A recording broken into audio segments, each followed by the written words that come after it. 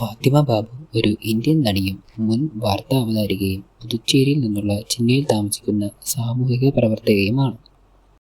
ദൂരദർശൻ വാർത്തകളുടെ തമിഴ് പതിപ്പായ DD പോതികയിലൂടെ വാർത്താ അവതാരികയായി പൊതുജീവിതം ആരംഭിച്ച ഇവർ പിന്നീട് ജയ TVയിൽ ജോലി ചെയ്തു.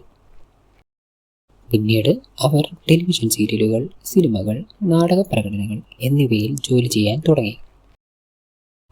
തമിഴ്, മലയാളം എന്നീ ഭാഷകളിൽ അഭിനയിക്കാനും അവർക്ക് സാധിച്ചു.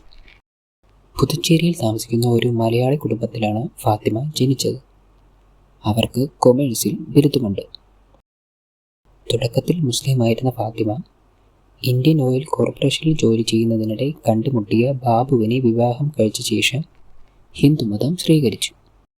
1980കളുടെ അവസാനത്തിൽ ദൂരദർശന്റെ തമിഴ് പതിപ്പായ DD പോതികയിലൂടെ ഫാത്തിമ വാർത്താ വായനക്കാരിയായി മാറി.